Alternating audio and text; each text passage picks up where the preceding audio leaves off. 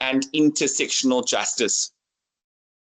I also want to say thank you so much to everyone who made, you know, the Human Animal Project 2024 a huge success. There were obviously our speakers, Christopher.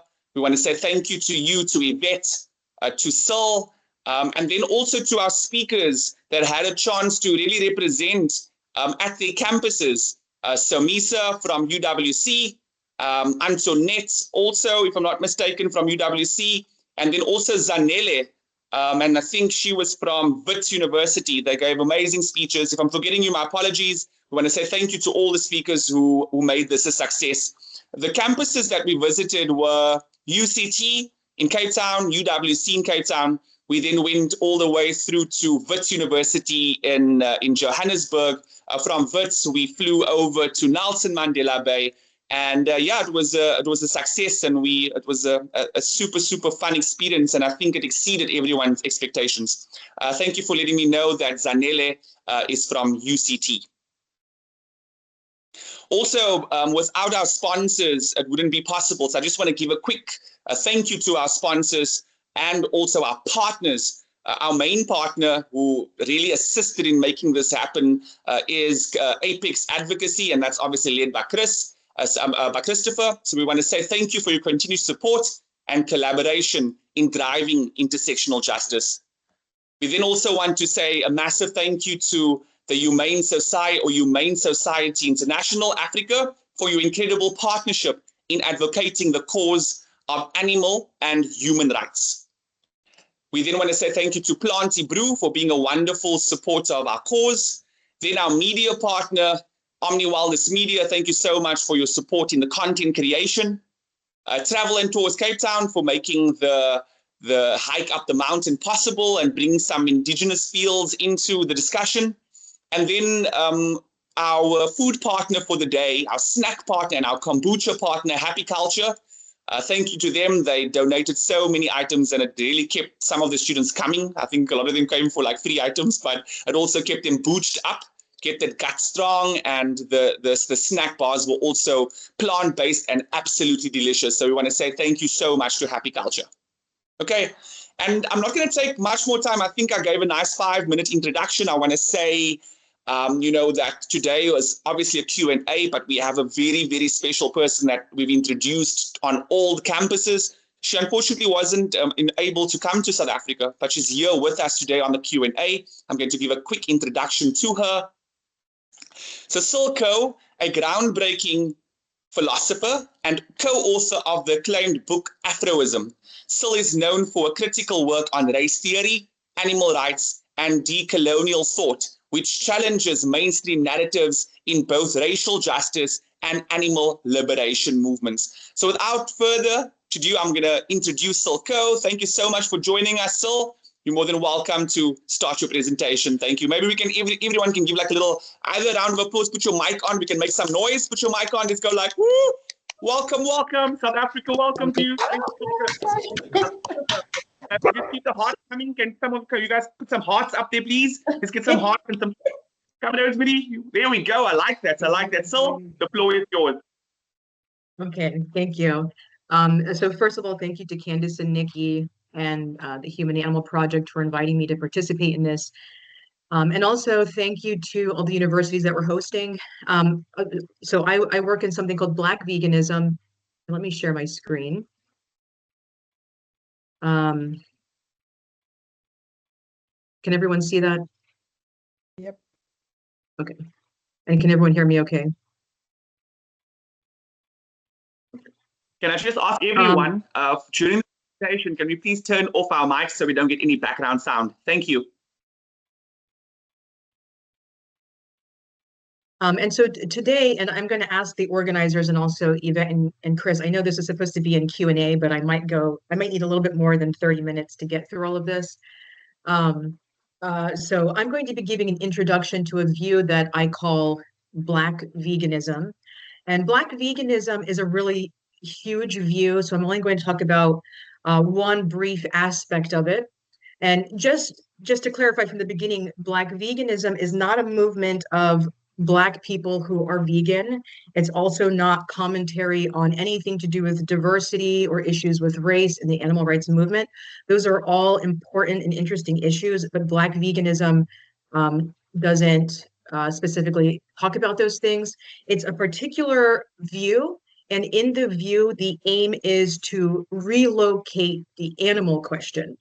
And by the animal question, I just mean it's the question of what is the moral status of non-human animals, or more simply put, we have these customs and practices that involve the use of non-human animals. And there's a question about whether or not those practices and customs are defensible. Okay, so that's what we mean by the animal question, which I hate putting it that way, but it's the simplest way to put it. And what I mean by relocating the question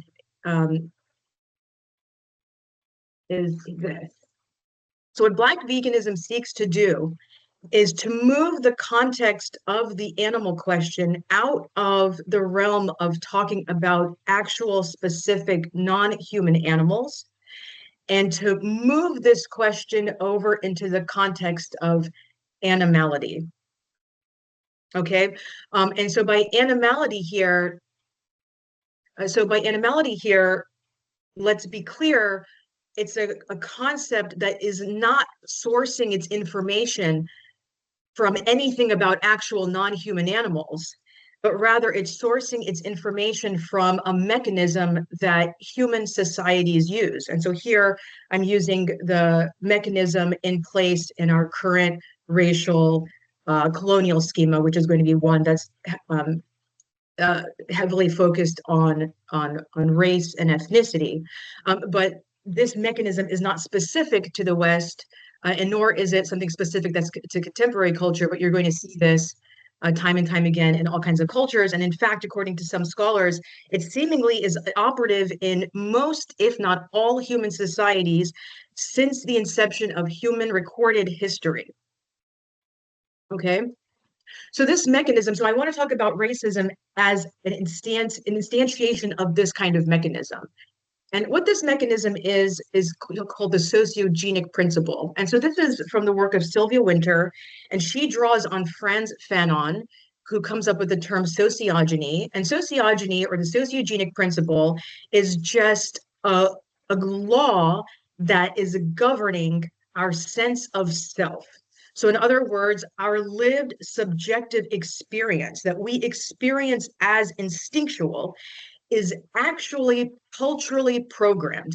And in the Q&A, or if you email me some other time, we can talk about why some scholars think that is. Okay, so why do we have this principle? But all human societies, or seemingly all human societies, are going to have them, and we're going to experience this particular sense of self that operates within the aims of the system. So in other words, when we experience something in terms of it being good, when it comes to how we experience ourselves, it's because that thing is aligning with the aim of the institution.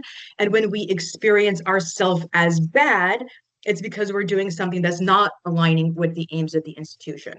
So for instance, let's get out of the Western context, and let's go travel to India.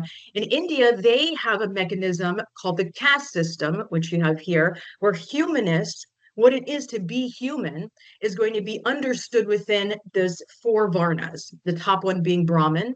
And then you have the opposite of whatever is the ideal realization of the human, which were called the untouchables and now called Dalits. They're so low, they're not even really considered a caste. They're basically extra caste. And let's look at another example. Now we're going to travel back in time to early 17th century traditional Kingdom of Congo.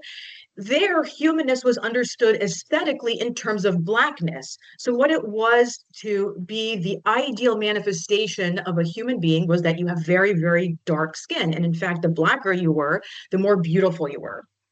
And then on the opposite, right, the deviancy from humanity was the albino. And in fact, one of the Portuguese who came to visit said that the kids, when they saw the Europeans, they were so scared they ran and hid behind their parents' legs, because in their tradition, whiteness was indicative of ancestors and ghosts and something bad and scary. It was not normal. And then, so let's come back to humanists. And so our sociogenic principle here is not as simple as talking about racism in the way that we typically do in kind of liberal circles, but we got to take a step back and see that this is part of a bigger picture. And so what is the aim of the sociogenic principle? If you're looking at the big picture, the aim is to devalue humanists. That's the aim, to devalue humanists.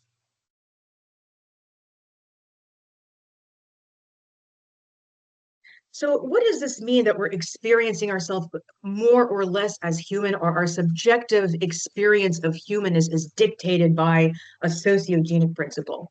Here's an example from Sylvia Winter from her paper Towards the Sociogenic Principle, Fanon Identity, the Puzzle of Conscious Experience, and What It's Like to Be Black, which is, as you can tell, central to my view.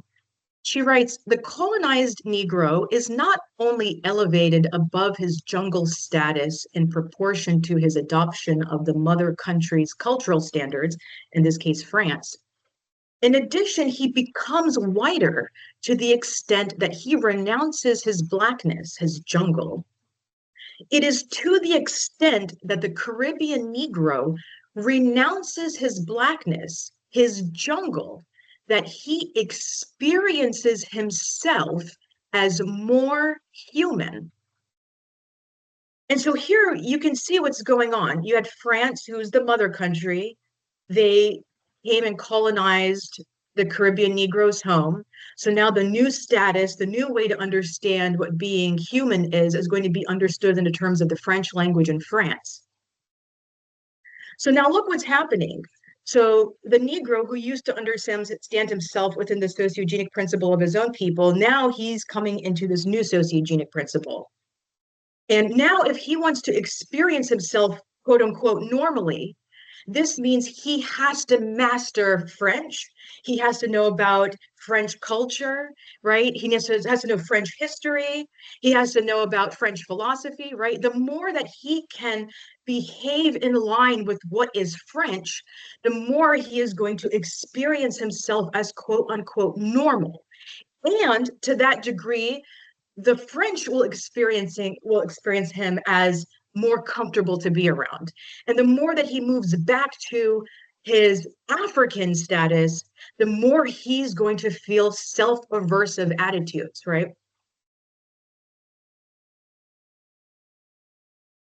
So here is, I'm not great at making PowerPoint, so this is my best graphic here. So here's my attempt to give a generic template of what's going on with this subjective overriding process involved in the sociogenic principle.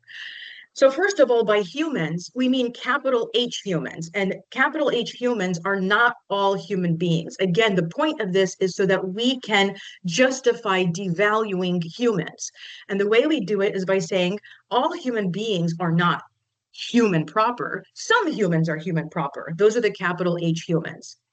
And when we're talking about humanity or the values of humanity or expressing something about humanity, we're not talking about human beings, we're talking about the capital H human. So they're what they need and what they want and how to sustain them is going to be the aims of the system. And then at the opposite end, you have the anti-humans. These are going to be the beings who comprise the limit of humanity. And then I leave the middle blank because depending on what society we're working with, what that picture is going to look like, these people who can fluctuate, they can go higher up or higher down, never quite anti-humans, but they can fluctuate, is going to really depend on the cosmology and the mythologies and narratives of that particular people. And then we have here animality also mentioned, right? But before we get to that, something I want to point out, if you look at the binary in place here, it should be clear to you that the binary is between humans and other humans. Okay, so this is going to be really important for Black veganism. That when we're talking about the concept of animality, as you know, as you see, there are no non-human animals in this picture at all. This is about human beings, this game human beings are playing with each other to exercise power and dominance and to basically reduce the idea of humanness to a particular conception of human. Animals are not a part of this picture at all. And as you move closer to the qualities of the anti-human, this is where you're going to get this concept of animality. So animality is going to be synonymous with the edge of the anti-human and the not human.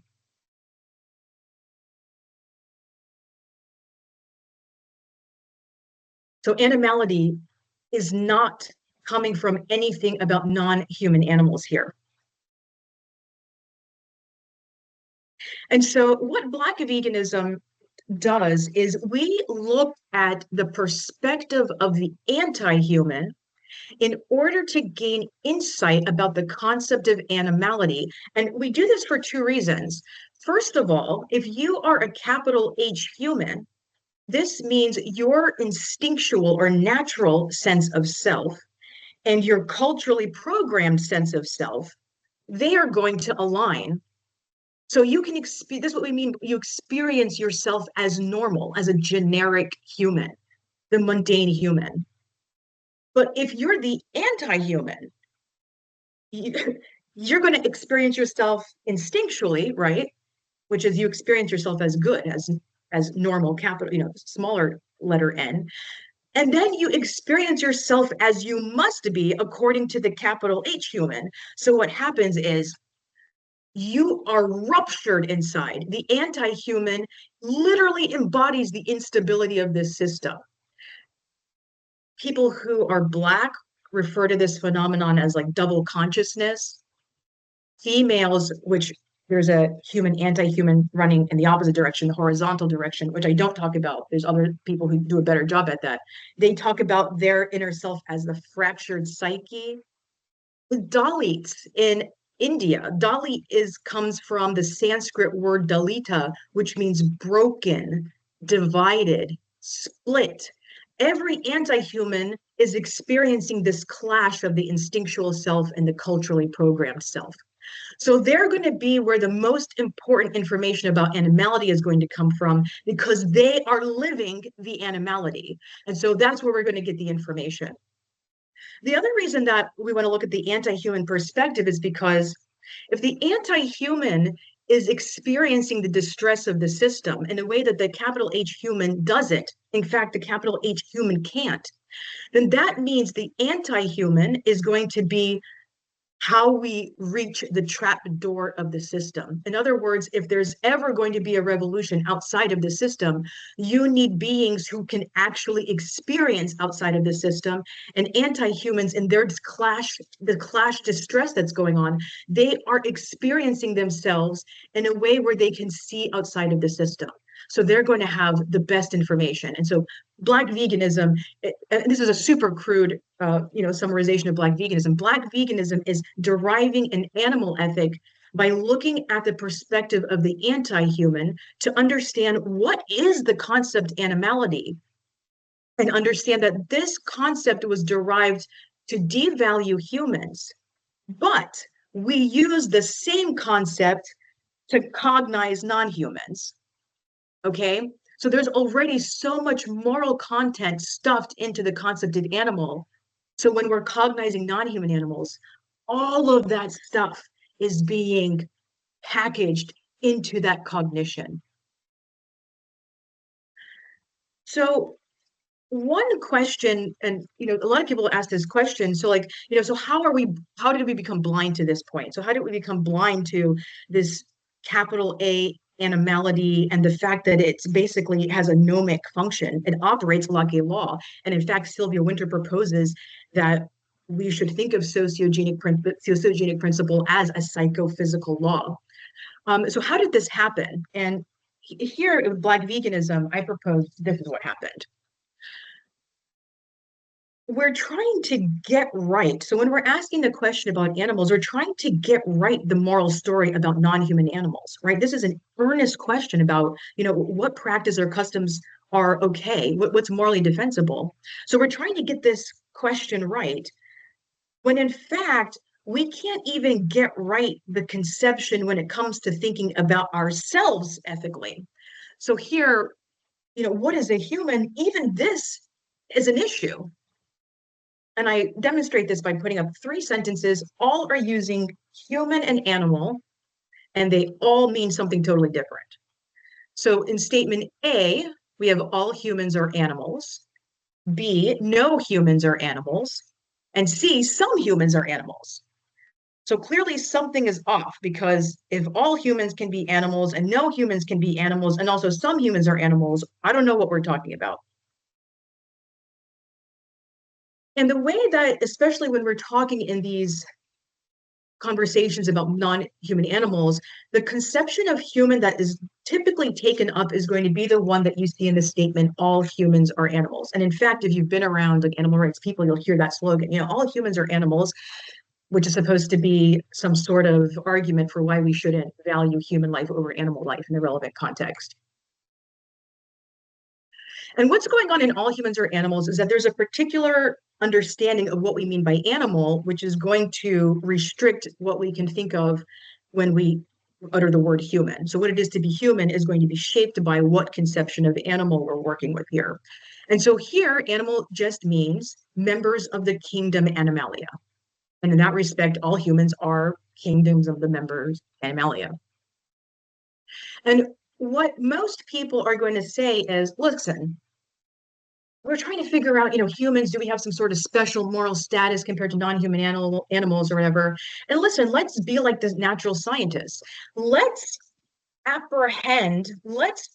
take an impartial stance toward humanness and see what's going on there, right? So we're going to put humans in something like a species lineup. Let's see if this works. So here's an example. This is what they're doing. They're going to put the human in a species lineup. We're going to theoretically line up all the animals, and we're going to put the human there. And from there, that's where we're going to perform this ethical analysis.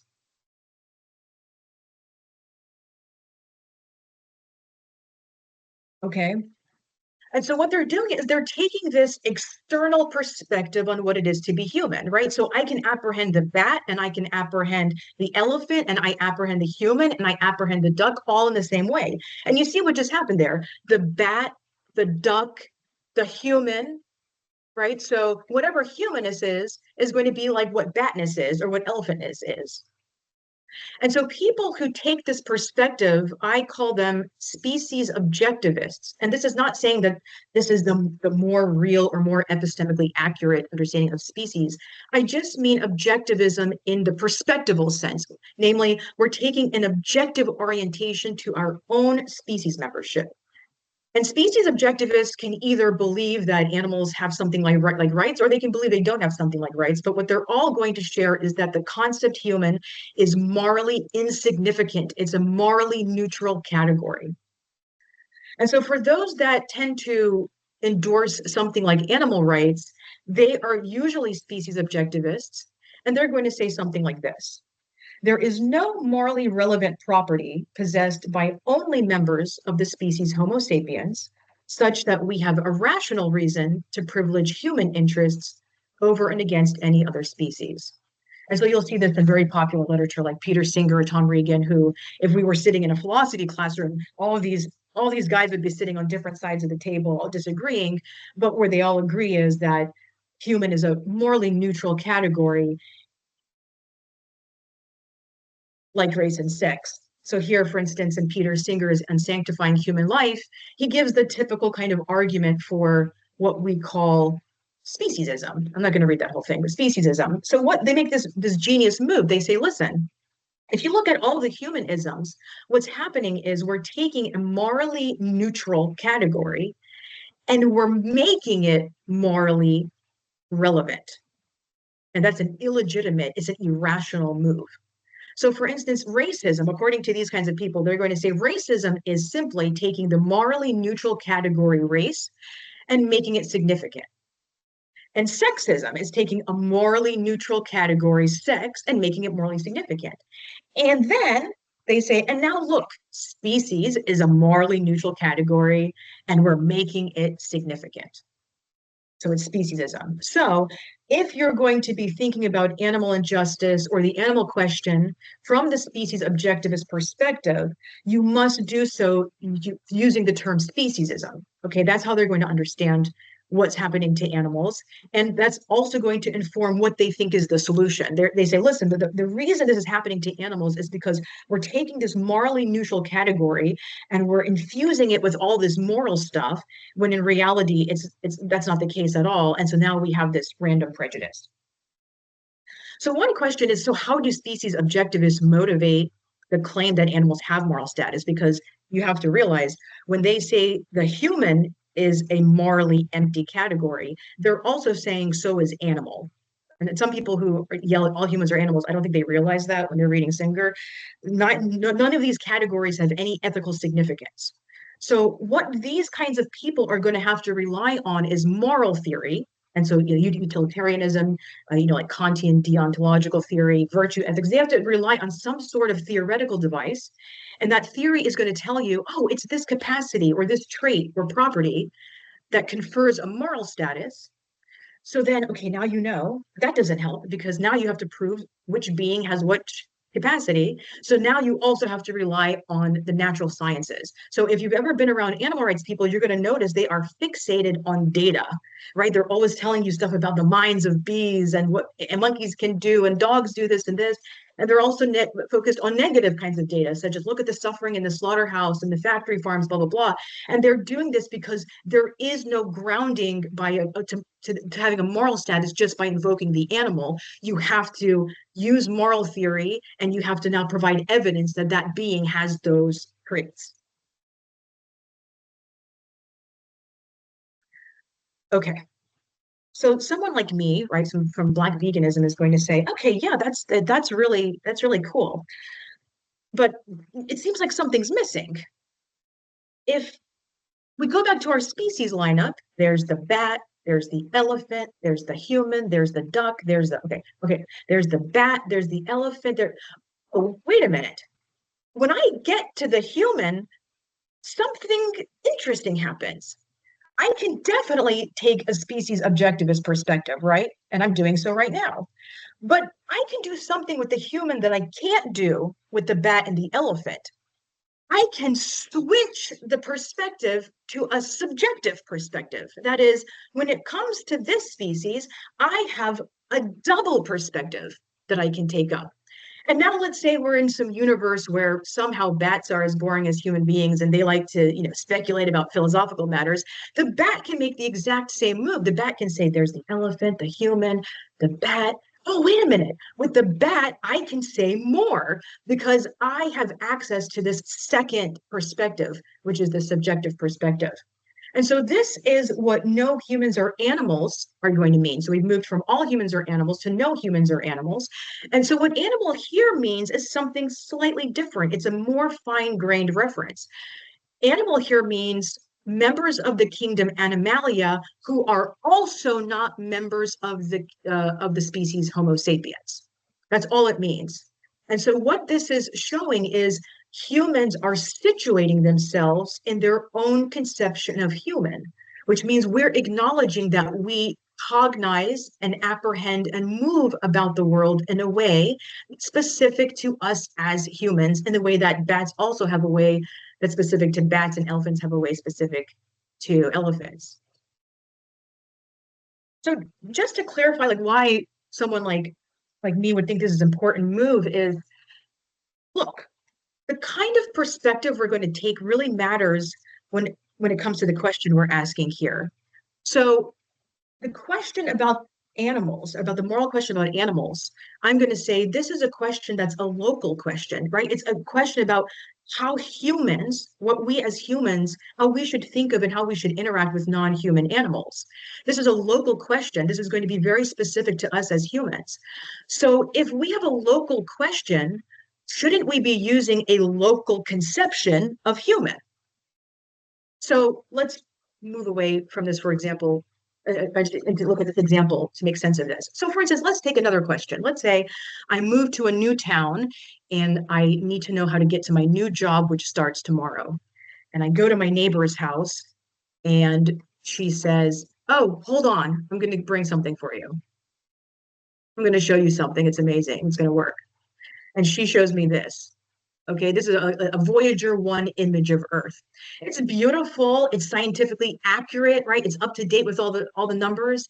That's not what I'm asking about, right? That's the wrong conception of Earth. That's the distant conception of Earth. I'm talking about Earth from this other perspective, the perspective of actually being on Earth, right? The question of how I'm going to get to work, it can only be answered from that perspective. But doesn't take away the fact that the objective perspective of Earth is accurate, it's beautiful, right? We can easily be dazzled by it, but it's not relevant. So Cora Diamond is a really nice example of what I would consider something like species subjectivism.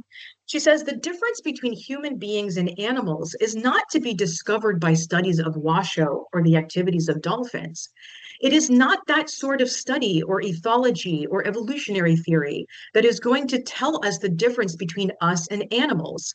The difference is, as I have suggested, a central concept for human life. People appeal to scientific evidence to show that the difference is not as deep as we think. But all that such evidence can show or show directly is that the differences are less sharp than we think. In the case of the difference between animals and people, it is clear that we form the idea of this difference, create the concept of the difference, knowing perfectly well the overwhelmingly obvious similarities. So someone like Cora Diamond or the view of Black veganism and some others, they're saying this. They say, listen, all of you species objectivists, nobody is talking about that when we're talking about human beings, right? This is not the ethical concept of human we're working with. We're talking about something else. And to that degree, the species subjectivist apprehension of human is going to definitely be morally significant. So, species subjectivism. Humans have an ethically laden subjective take on what it means to be human, and it is entirely distinct from and not at all captured by assessing our properties, capacities, traits, or other characteristics. And so, some representatives of this view that I would consider species subjectivists would get Cora Diamond, Bernard Williams, Doug McLean, and Alice Crary. So they're going to have a different approach to thinking about animal injustice. They're going to say that our practices that involve non-human animals to their detriment, this is reflective of a bigger moral crisis that's occurring within the human, either as an individual, within a human community, or human society. So they're going to say what's happening here is that the human being or human beings, if we're talking about a society, are systematically incapable of grasping that they fundamentally, ethically are. Okay. When you orient yourself into your subjective conception of human, it should immediately be available to you that you fundamentally ethically are. And so when we have a break from this rudimentary disposition, this disposition that we have to be attending to the flourishing of self and others, this is not the kind of thing that can be fixed by talking about cool facts about bees or by talking about scary numbers about agribusiness, right? There's something fundamentally broken that needs to be recalibrated.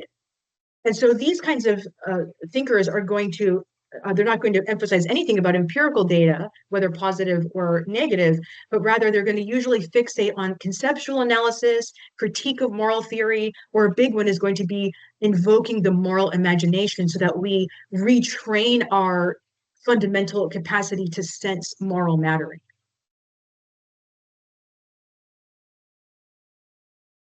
So I'm a species subjectivist. Okay, Black veganism is a species subjectivist view, but I just have one little modification I want to make. Okay, so this is my offering to the species subjectivist. So Black veganism is a modification of species subjectivism, and here's why.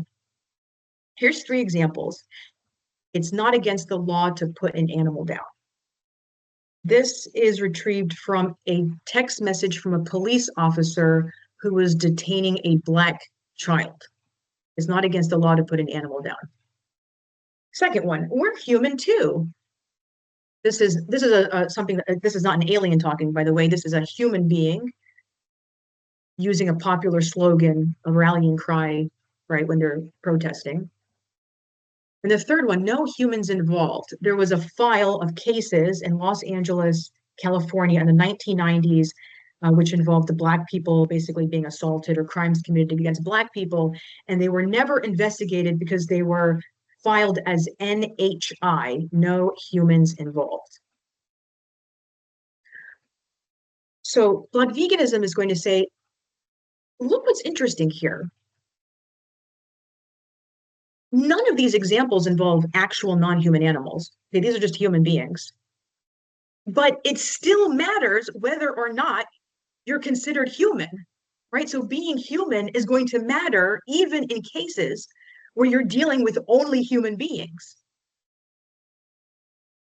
And so this is where some humans are animals are coming in. And as I talked about in the intro, this is where we think the animal question needs to be to be located, that some humans are animals. So we're going to say, listen, the species subjectivists are totally right. When we get to the human and the species lineup, we can make this move where we have a second perspective.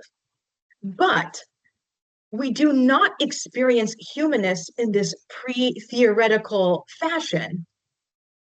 But when we situate ourselves in the concept of human, we do so within the sociogenic principle, right? This concept is always being mediated by culture. It's always culture specific, which means that some of us will experience ourselves more or less human, and we can experience others as more or less human. So here's basically a rearticulation of how I started the presentation, subspecies subjectivism, again, meaning literally subhuman subjectivism, because I'm looking at the anti-human perspective. The human is morally significant, but let's modify this. The idea of humanness is entangled with expressions of our sense of self as a result of a specific worldview or specific human practices. We can experience ourselves as human only through the mediation of the process of socialization effected by culture. Human beings then can experience themselves and others as more or less human. Okay, and again, it's the mechanism that makes that possible, which is the mechanism through which we're going to cognize non-human animals. And so that's really the argument for why I think the animal question should be relocated there.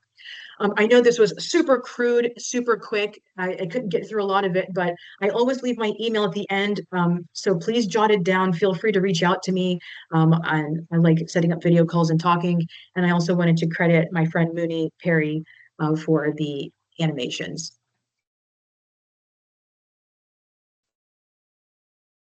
I think I finished it with just enough time for 15 minutes of questions. Amazing stuff. Thank you so much, Syl. It was a lovely, lovely, lovely presentation. I learned so many new things. It was such a, it's like, how can I say, it's a perfect third to Christopher and Yvette's topics as well. It was the missing piece, and we're so happy that we finally got to hear you. It was very well presented and so much beautiful information that I feel that we all align with, but it just took us a bit deeper into our understanding. So I just want to thank you for that presentation. Okay, I think we have some time to go into our Q&A. I'm first going to start off, if that's okay with everyone, with our speakers who spoke at the various campuses. I think we can start off maybe with one question from Christopher and Yvette, and then we can take it over to the rest. Christopher?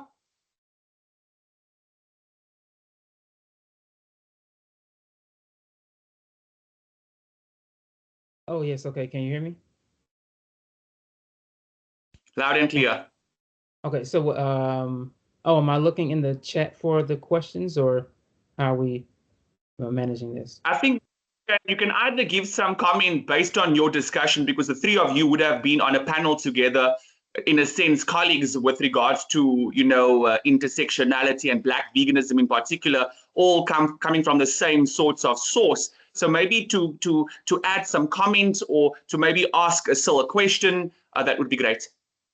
Oh, yeah, that's great. Oh, all right. I'm on the spot. Okay. Now, that was a great presentation. I think one of the things that stood out was the conversation around how, I guess, we have a flawed sense of what it is to even be human. So and we're using that to ultimately ask what it is to be animals or different species. So our perception or the information that we have, I guess we have a limited perception of what it is to even be human, because we're based on our race, color, wherever we fall in society, that is being, I guess, judged against other individuals that society may seem as superior or treat as superior. So oftentimes we have a very limited perspective of what it is to even be ourselves, and how does that even play into what it means to be an animal and how we look at them and treat them in our society. So yeah, I thought that was really fascinating. I don't know if I have I guess a direct question. More so than that, yeah, that just really stood out to me, and I think that had you been there, it would have been the perfect like exclamation mark to really, I guess, drive home this new way of thinking about animal rights and humans, and how we interact, and what it means to be both and be different. So yeah, I'm just more in appreciation of what I just presented, more so than I have a direct question. Yeah, and actually, thanks for that comment. And to your point, your first point that you made, so I've Sylvia Wynter, anyone who knows her, so she's this great Caribbean cultural theorist, and she's got a huge, expansive view. She's really well read, also. I mean, she basically has a view that's, I would call it like very Nietzsche, like Nietzschean. Like, so she is an optimist, which is why I use her work. So she's not specifically interested in like non-human life per se, but I use her work in service of the question of animals because it's so optimistic. So she says, listen, let's use this colonial moment not to like sit here and whine about it, right? But let's use it to perform a certain analysis.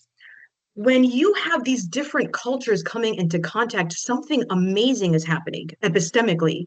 You are watching the switch of the sociogenic principle. So you are seeing something objectively taking place, right? You're watching the what conception of human move from one thing to another, colonized individual, right? So she thinks Fanon is the way to the next big revolution for humans, because his whole book, White Skin or Black Skin, White Masks, was basically the journal of someone watching the shift of the sociogenic principle.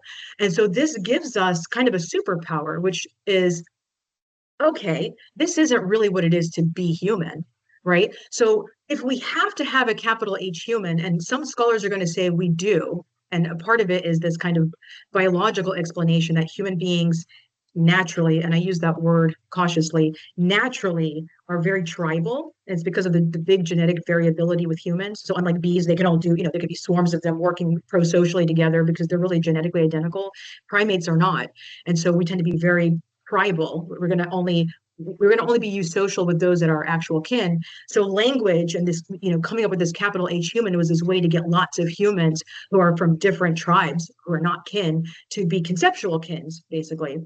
So if we have to keep capital H human, if this is something that's part of what it is to operate as a human, she proposes, why not make capital H human a verb instead of a noun? Right? So what it is to be human is you're just a human. So her solution, or as I articulate in Black veganism, is capital H human would just be human being. You don't have to have this animality. You don't have to have the system. It's just the being of a human is all that you need. You don't need to pack all this normative content to make the noun human, that you're living up to this prescription of a noun. It's really revolutionary. I mean, I didn't get to it, but Black veganism is for me a really optimistic project that I think by, in other places I call it the redemptive coupling of the non-human and the animal, the non-human animal, or the anti-human and the non-human animal, that we can work together with this non-human animal cause to switch the sociogenic principle to one that works for everybody. Because in devaluing our own humanness, we cannot help but devalue non-human life, right? The template, our ethical template is broken. and this is the importance of focusing on animality. Animality as the concept is so powerful that a group about which we have no debate about their moral status, right? Nobody believes that human beings have an inferior moral status, right? How much literature is there about human as the supreme value and humanness and humanness and humanness? There's no debate, but this concept, animality, can break that instantly. We're living these fractured human lives. So if it's so powerful that it can affect how we view each other, who there's no debate about our moral status, now what the hell is going to happen when you're looking at other beings through this lens, beings that we have no consensus about? Well, you get what we have, which is every group of humans using non-human animals to their detriment and it not really affecting them. Sure. Amazing. Thank you so much for that. The way you speak so well, and it makes so much sense. And it's just like you have like a different, I can like see you speaking from your soul as well as beyond intellect. And I'm really like just tapping into that feeling, and I really, really appreciate it. Thank you so much for sharing that with us. I just want to go into giving, before we get to Yvette, giving the questions to the floor, because there are some people who gave some comment and there is a question or two. Syl, if I can ask you if we can answer it like maybe in a minute per question, just so that everyone that's on the call can actually just have a chance also to be to get their question across and to have an answer, to tap into your beautiful brain. So let's move to a comment. Nicole C says, the animal concept, and she spells it Anymal concept. Then she also mentions eating humans was only universally banned in the 20th century. She goes on further to say, sounds like Toronto. I'm assuming this is in 2016, when police blatantly ignored a white serial killer slaughtering gay black men. Zootopia was partially based on that case. We then move on to Jamie. Jamie W. He says, fascinating presentation, thank you. How does Syl see religion linking to these topics, for good or ill? Some interpretations of religious worldviews seem to insist on hierarchy, example, gods, spirits, angels, priests, believers, non-believers, non-humans, and anthropocentrism, I hope I'm pronouncing that, anthropocentrism, as well as restrictive views on which Homo sapiens get to count as fully human in capital letters. Syl, do you want to maybe speak into that comment or that question? So to keep it brief, I don't want to get too much into religion because it's going to depend on the system. So for instance, in the traditional Congo system, why the albino was outgrouped as anti-human was very much tied into their view about ancestry and afterlife and the way that that was involved in their worldview.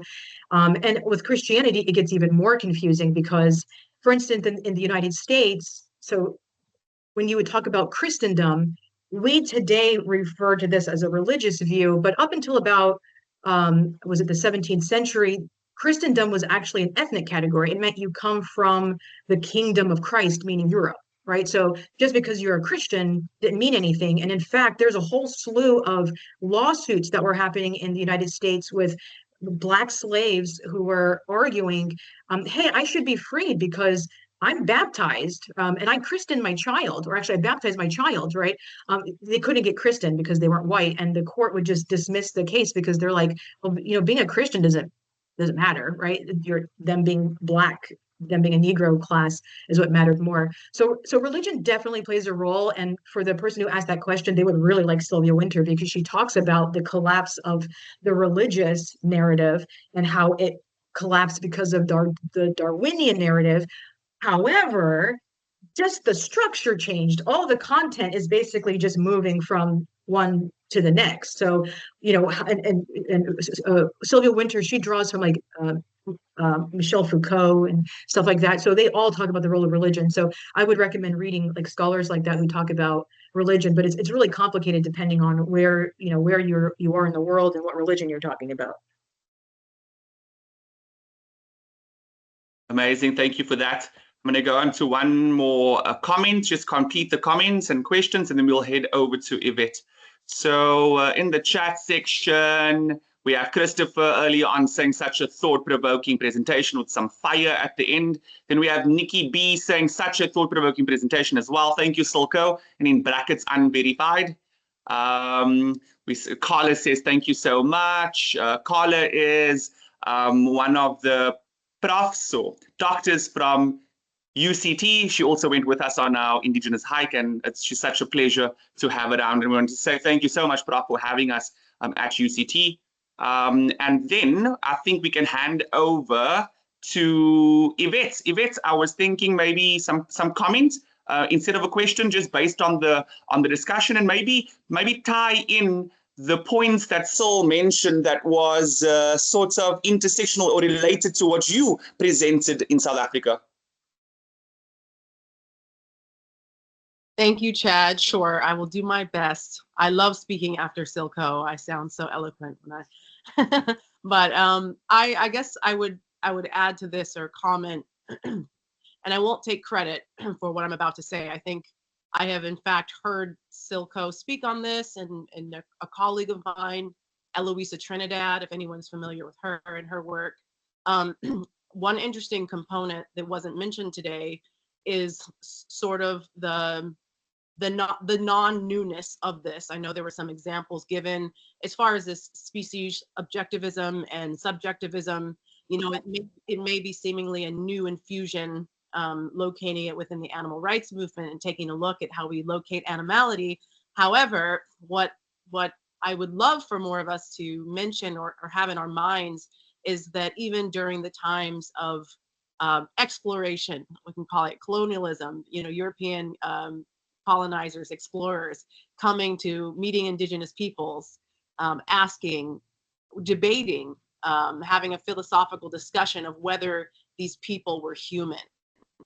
And of course, you know, no one was seriously debating whether they belonged to the Homo sapien, you know, kingdom. They were debating something else. They were debating whether they were human in that capital H sense, of course, of which they were not, and you know, arguably we are still not.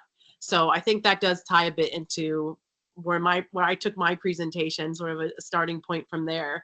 But I think that's super, super important because this Black veganism concept, I think, you know, it's hard sometimes. I think Syl did a great job today of really breaking it down and really laying out all the parts so that we can all really understand what is being talked about here. Because often the work that I do, the work that Chris does, it's seen as kind of interchangeable with what Syl Ko has presented and AFCO has presented in some of their works. So, and it is not exactly the same thing as I think that she sort of alluded to in the beginning. So it's super, super important to interrogate this. And also when we are, to not think of it as this like, oh, here's a new concept or a wrench we're throwing in the mix. You know, this is something that's very, very old. And as she said, has kind of been overlooked. So I couldn't agree with that more. So I think this infusion is really necessary.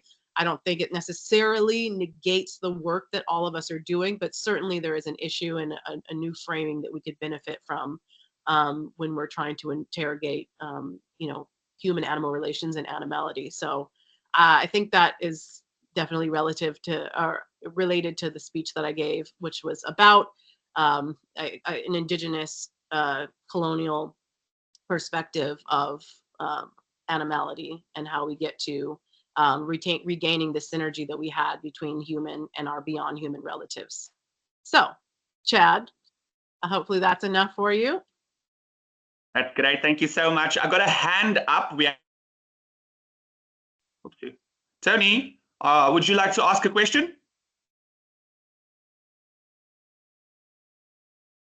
Tony going once, going twice. I did see your hand coming up. Anyone else, please raise your hand. And you're more than welcome to ask Syl a question. There we go, Tony. It's all yours. Tony, you're on mute. Just put your mic on.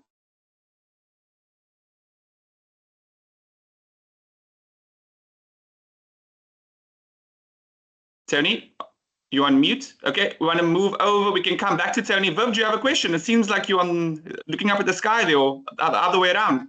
Viv, do you have a question for us? For Syl? Hi, can you hear me, Chad? We can hear you loud and clear. Go ahead, Viv. Okay, great. Thank you so much. I did put my question into the question and answer, but maybe you haven't seen it.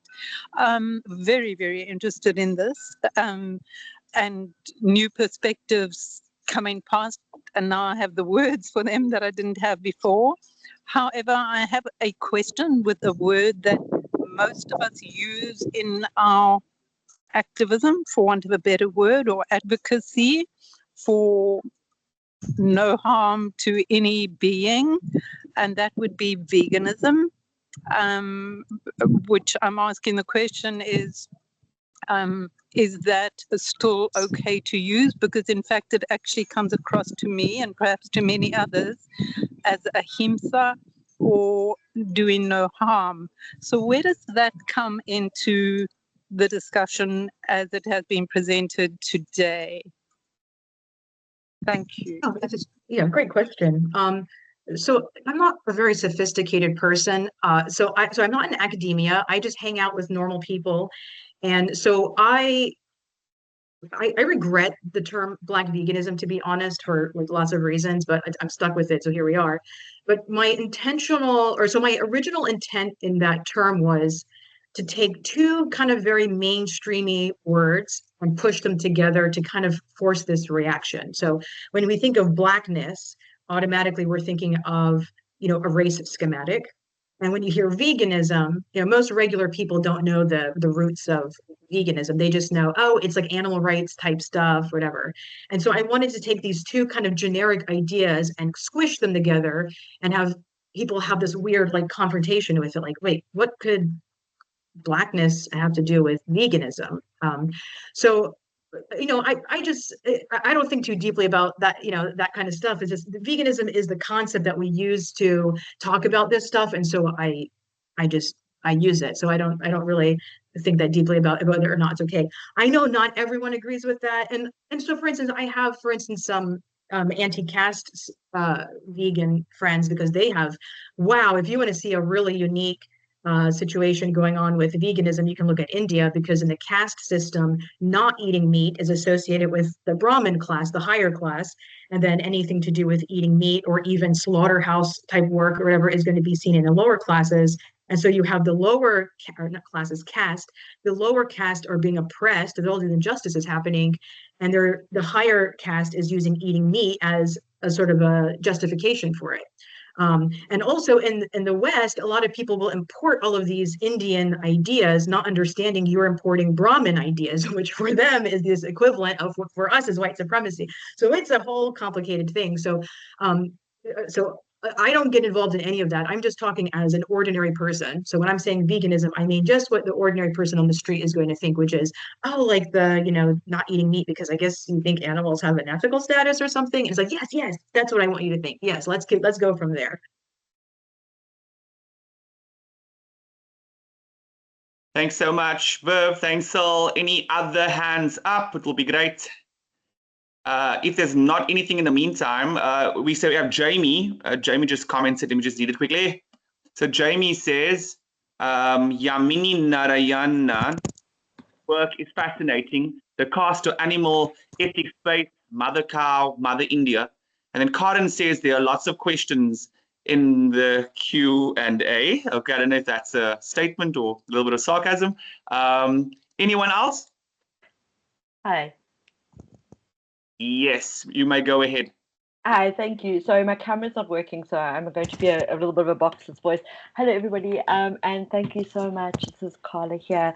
So I cannot tell you how excited I am to hear you speak. It was such an incredible pleasure, and after listening to Yvette and Christopher, I feel like it's early Christmas or early gift-giving season that has manifested.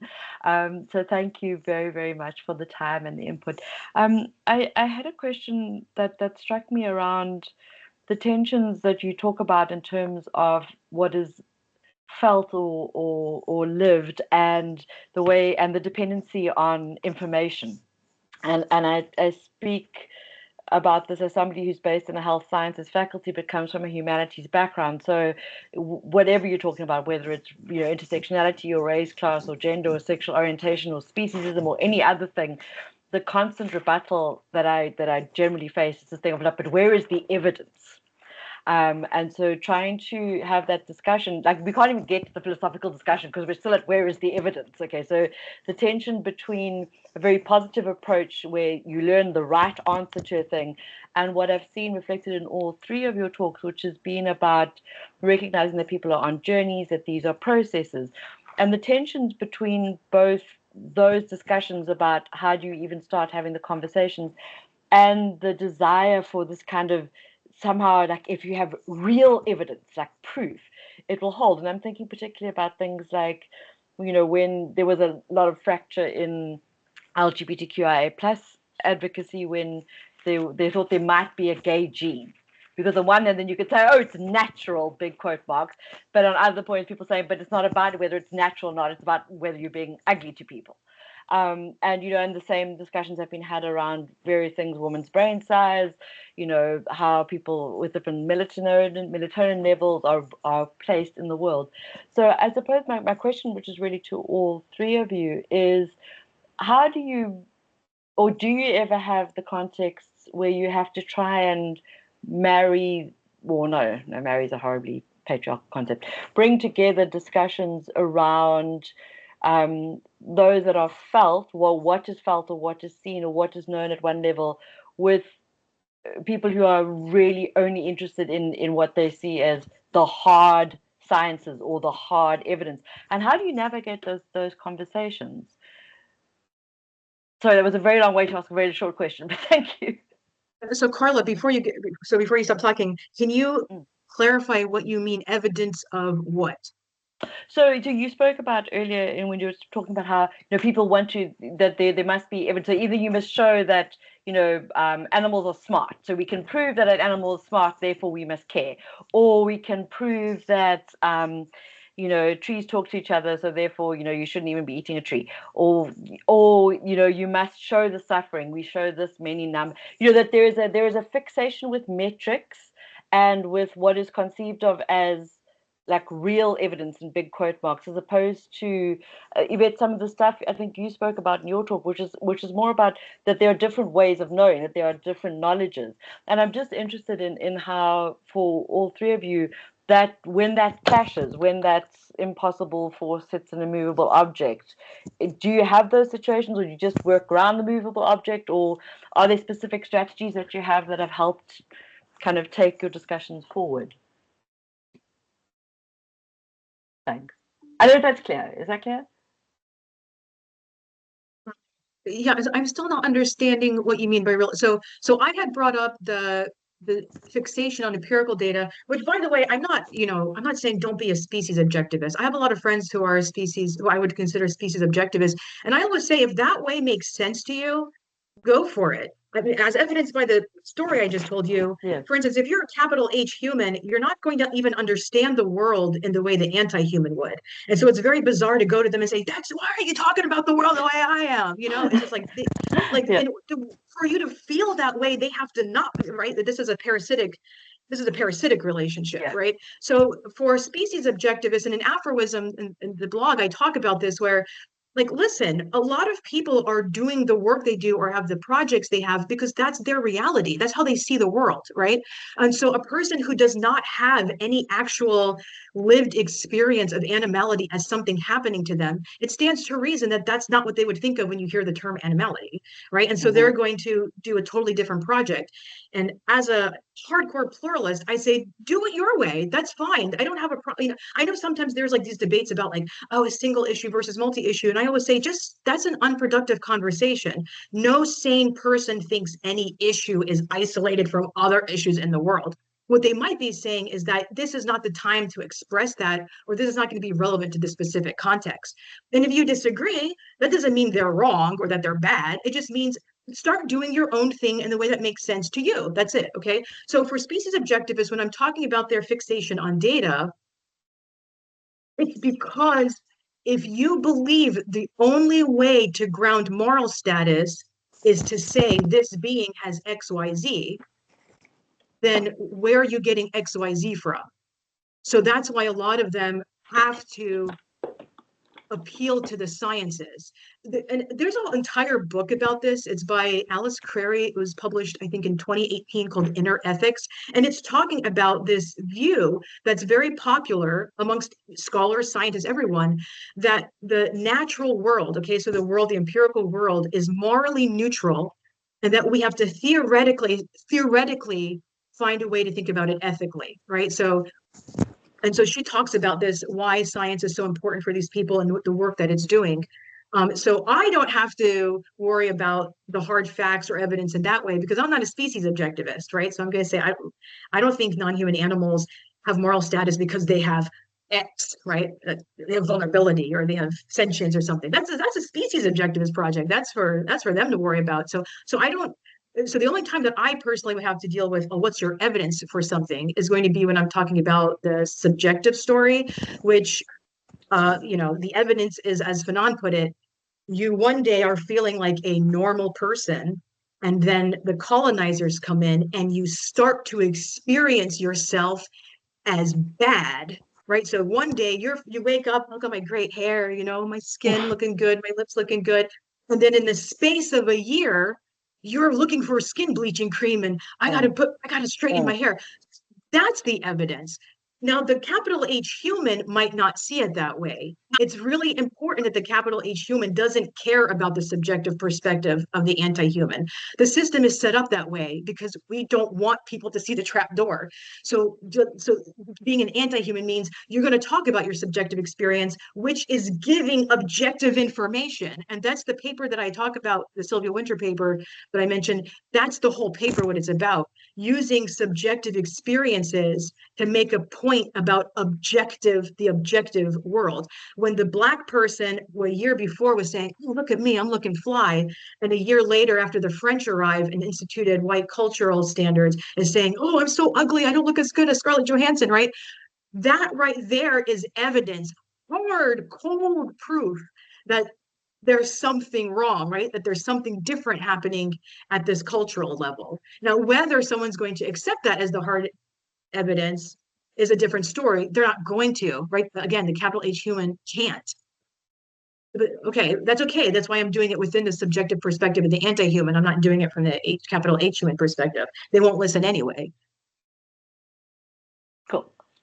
Thank you. That was just my question, is that complexity of that space. So not particularly push one form or the other, but just that the conversations that tend to be happening at our university, and there was an absolutely incredible fallout several years ago around what was meant to be a discussion around food and meat and became a racialized, classed, gendered discussion, and a lot of it got down to what was subjective and objective, and became a very So I was just interested in personal perspectives from, and I like your plan, like just do what you want to do and get on with it, and let that be other people's problem. That sounds like a really beautiful thing.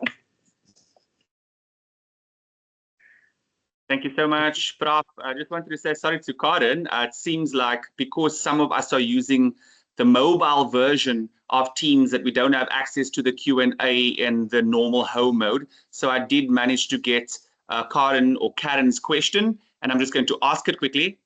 I'm sure you get a lot of questions about having conversations with non-vegans, but what do you think about starting these conversations around animality and understanding the social classification as human with folks who haven't yet considered or questioned their participation in the exploitation of non-humans?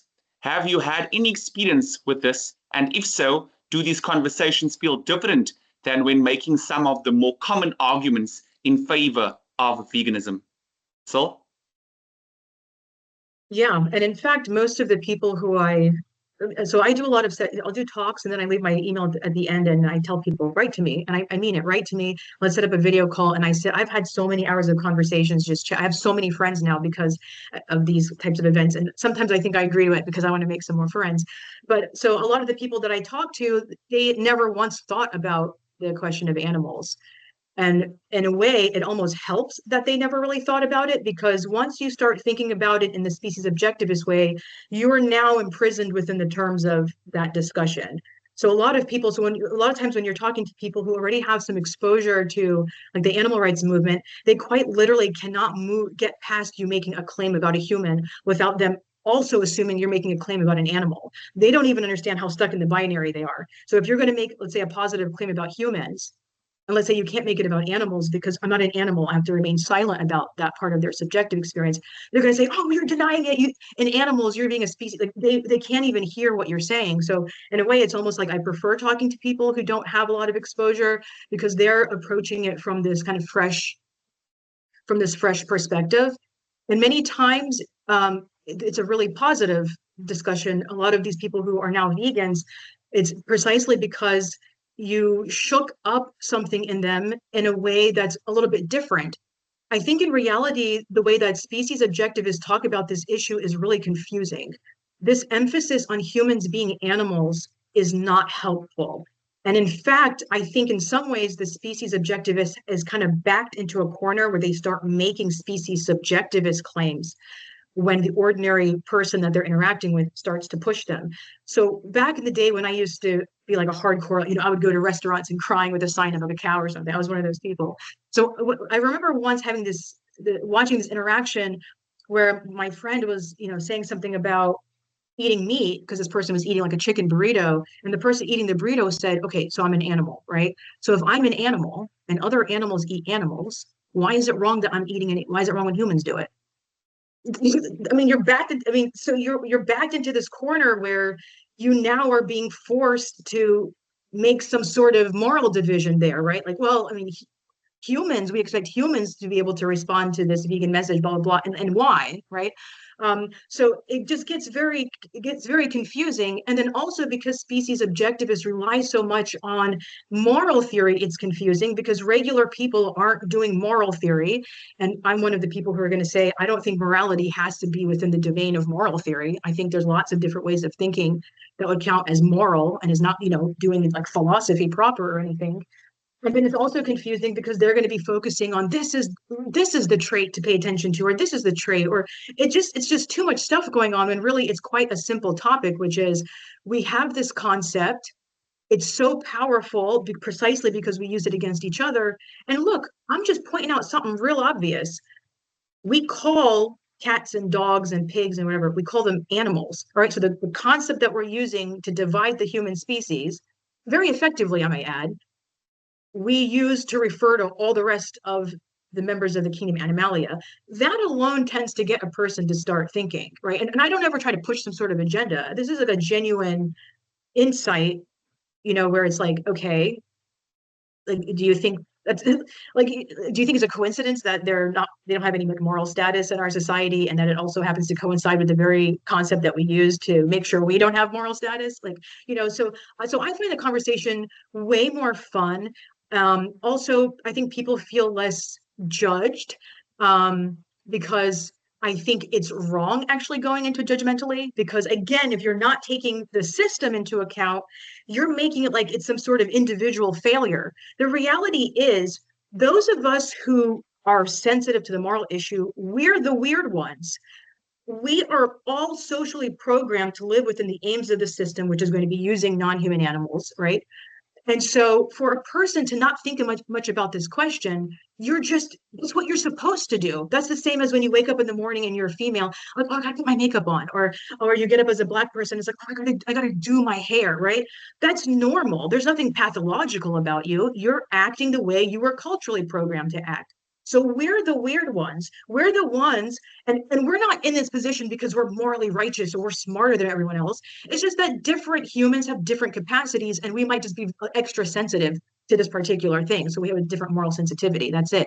So we happen to have this insight, and we're now coming to them and telling them, okay, let's try to think differently about it, which is basically asking them, hey, let's think differently about the whole world, which is why I don't blame single issue type people, because it's a lot to ask people, hey, let's question everything in the world right now, right? Because that's what you're essentially asking when you're asking someone to consider the animal question. You're asking them to question the entire cultural programming.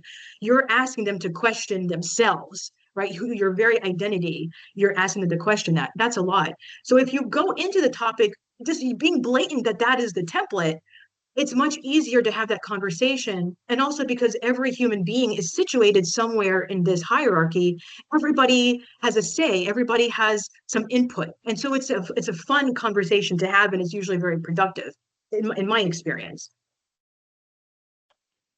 Excellent. I think there's been a lot of hands that have gone up, and I don't think we can answer everyone's question. I also would like to take a little bit of attention just in closing to Yvette and Christopher as well. There's a question from Nikki. I'm just going to it quickly, and just give me a second. And Nikki asks, Chris, or let's do this one for Yvette. What can white folk do on a practical level to change the way they activate and help build an inclusive movement of collective liberation? Yvette?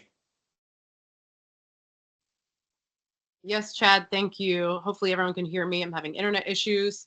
I actually think Chris answers this question very beautifully and gets it much more often than myself. So I know that's not what you asked, but Chris, if you feel strongly about answering this, I'll offer it to you. If not, I will do my best. Just before Chris starts, I would like to ask that, Chris, you can answer the question, and then I think it's going to be best. What I would really appreciate, Yvette, if you close off the Q&A, just with telling the audience your experience of South Africa, being part of the Human Animal Project 2024, and then obviously now having Syl to complete the circle, where we need to go as a collective moving forward. So just keep that in mind, and that will happen straight after Christopher answers. Thank you.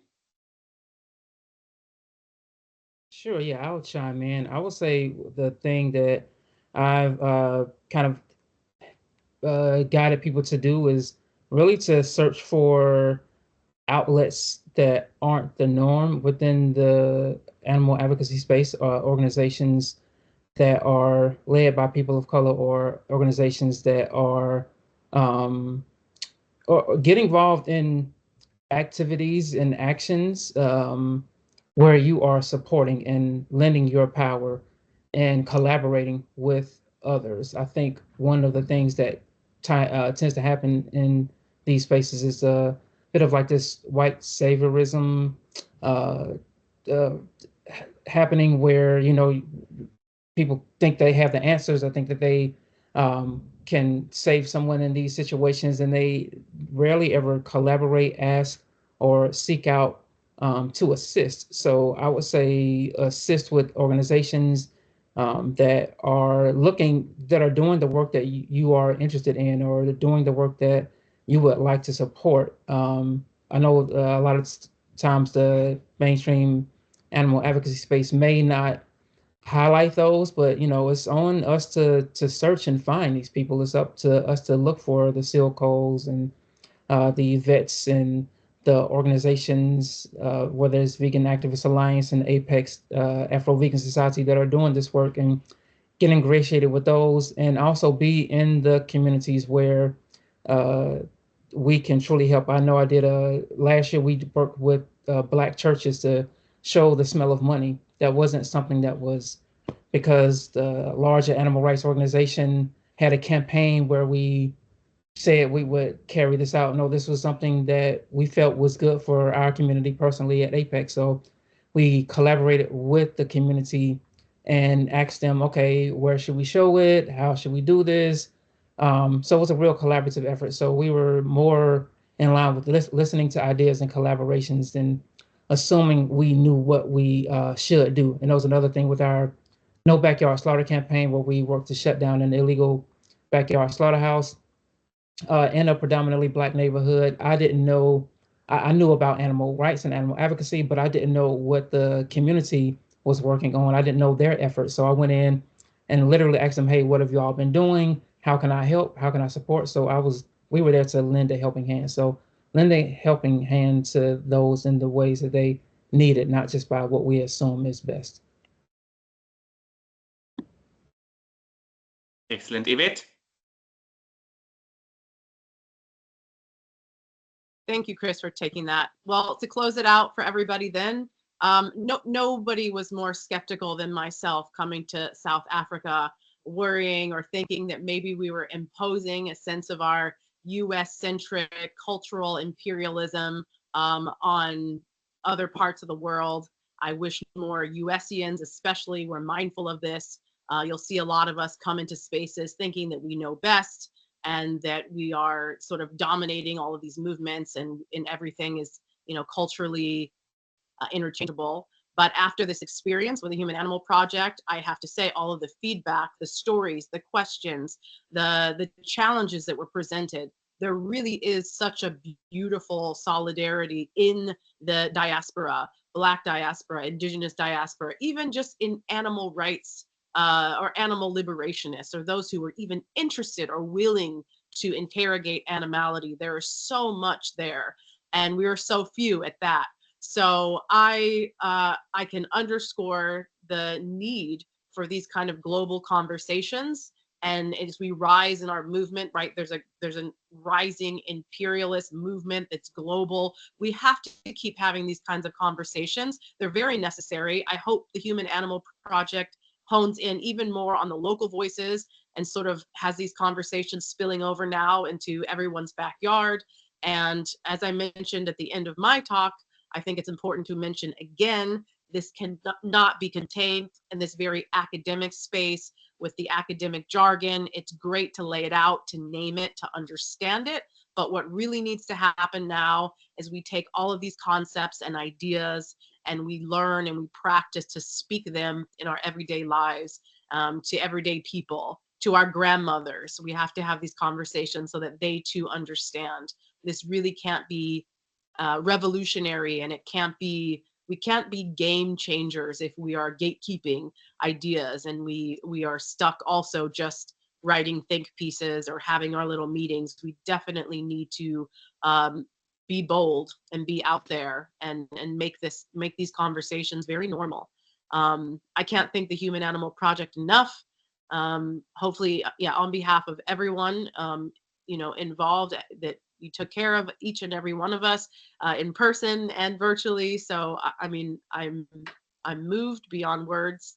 I hope that I can have any part of where this project goes in the future. I would be honored. And thank you, Chad. Especially you definitely were kind of the glue, the master MC holding this all together, keeping the energy up. I didn't get a chance to thank you specifically, so I'm doing it now in front of everybody. Thank you so much for everything that you provided for us as well. Making me feel a bit emotional. Thank you so much. I just want to also give credit where credit is due to people that are very much behind the scene that made this all possible. Candice and Nikki, we want to say thank you so much for being that driving force, for allowing this platform. And yeah, we're very excited to be on your team, and we will take the momentum that we've built into 2025. We don't know what's happening yet, but we're taking it. I just want to close off by saying that we can take the discussions, the questions onto Human Animal Project's social media. We are on Facebook, we are on Instagram, Human Animal Project. You can also find us soon on YouTube because we have amazing content. So please, follow us, ask the questions. Let's keep the communication going. Thank you all for joining, and we will see each other when we see each other. Ciao for now, everybody. I'm going to, I don't know about the rest of you. I don't know about the speakers. I think we did have a good go at it. I was going to say that I'm going to exit the call and then leave you guys to do question and answer, but I think I'm going to end it there. I think if anyone has questions, please feel free to drop the questions via social media channels. You also can easily get a hold of Yvette, of Syl, of Christopher. In South Africa, we have the papaya, privacy things, but I'm sure that I can make if you guys agree, we can make each other's information available and that we can continue the conversation. Lots of love to everyone and have a lovely day, and thank you so much for joining. Bye.